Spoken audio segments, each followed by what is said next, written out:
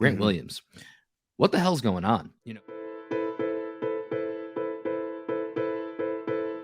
Caught a DNP last night. His first coach's decision DNP was not listed on the injury report in any way. And let me just ask you off the top of your head, how many games this year do you think Rob has played under 15 minutes? Rob or Grant? Excuse me, Grant. Good call. Good Grant. Under 15 minutes. Let's see. I would say probably 8 to 10. 2.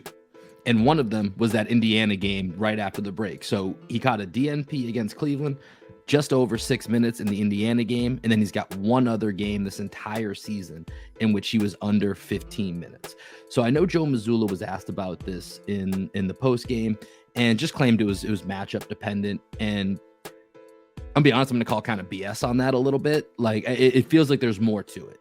If this were a game, if this game were in the middle of the season, he would have played 15 to 20 minutes. It's very clear that that's been where he's at in the rotation. I get you're making tweaks as you get closer to the playoffs, but 0 minutes, and you coincide that with the 6-minute stint against Indiana.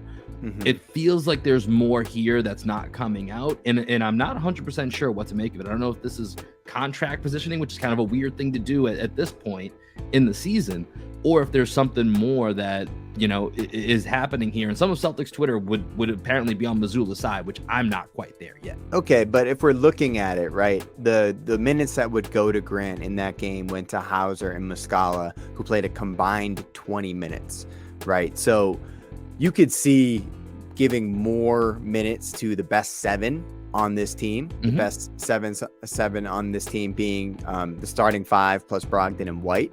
I guess that's like a starting 7. It really is. It's an amazing 7. So like, I think, there is something there that Grant didn't get an opportunity, but I don't disagree that going up against a team like the Cavs that are so long in the front court and so quick in the back court, it's not the best matchup for Grant, like straight up. It just really isn't.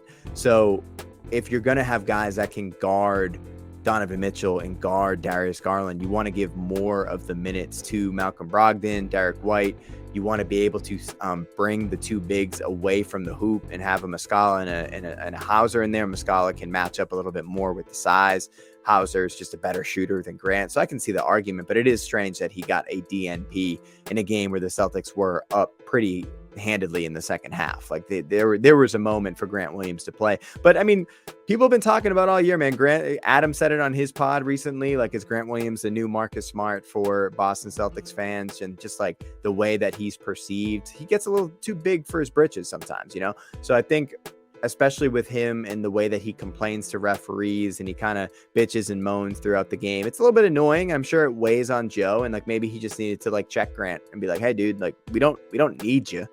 Like, you can help this team, but we don't need you on the court. Like, we have other guys that can play a role. So I think there's probably a little bit of a lesson in there.